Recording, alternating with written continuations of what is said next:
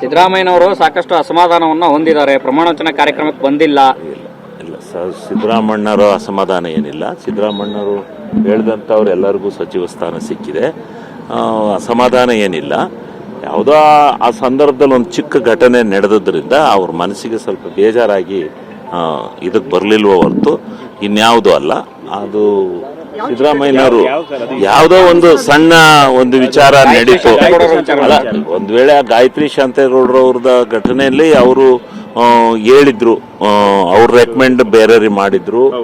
ನನ್ನ ಮಗನು MLC ಇದ್ದಾನೆ, ಅವಮ್ಮನು MLC, ಇಬ್ಬರೂ ಮಂತ್ರಿಗಳಾದ್ರೂ ಸರಿ ಹೋಗಲ್ಲ ಅಂತಕ್ಕಂಥದ್ದು, ಒಂದೇ ಜನಾಂಗದಲ್ಲಿ ಅಂತಕ್ಕಂಥದ್ದನ್ನು ಭಿನ್ನಯಿಸ್ಕೊಂಡು ಅದು ಬೇಡ ಅಂತ ಅವರು ಹೇಳಿದ್ರು ಅಂತ ಕಾಣುತ್ತೆ.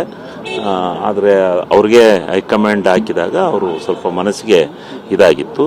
ಅದು ಅವರು ಭಾಳ ಬೇಡ ಅದು ಅಂತೇಳಿ ಹೇಳಿದ್ರು ಅಂತ ಕಾಣುತ್ತೆ. ಅದರಿಂದ ಹಂಗೆ ಆಗಿರ್ಬೋದೇ ಹೊರತು ಸಿದ್ದರಾಮಣ್ಣವರು ಭಾಳ ಹ್ಯಾಪಿ ಆಗಿದ್ದಾರೆ.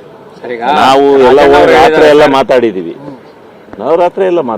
ಬಹಳ ಸಂತೋಷವಾಗಿದ್ದಾರೆ. ರಾಜಣ್ಣ ಅವರು ಹೇಳಿದ್ದಾರೆ, ಬಂಗಾರಪ್ಪ ಅವ್ರನ್ನ ಇಳಿಸಿದ್ರು ಕೆಳಗೆ ಪಕ್ಷನೆಲ್ಲ ಕಸ್ತು, ವೀರೇಂದ್ರ ಪಾಟೀಲ್ ಅವ್ರನ್ನ ಇಳಿಸಿದ್ರು.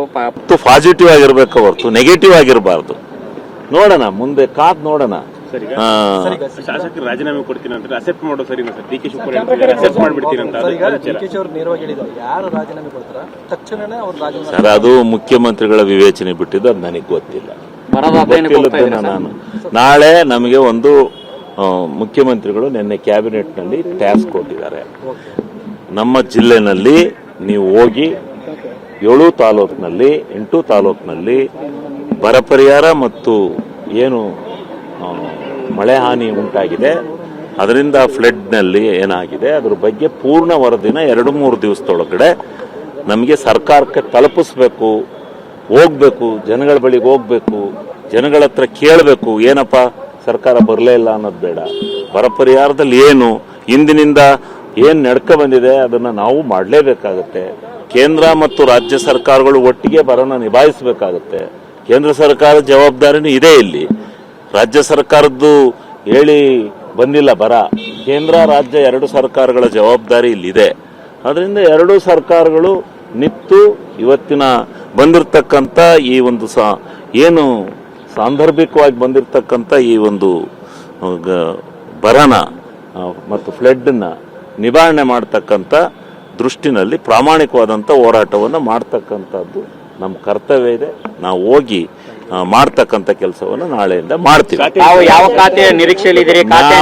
ಯಾವ ಖಾತೆ ಕೊಟ್ರು ಸಂತೋಷ.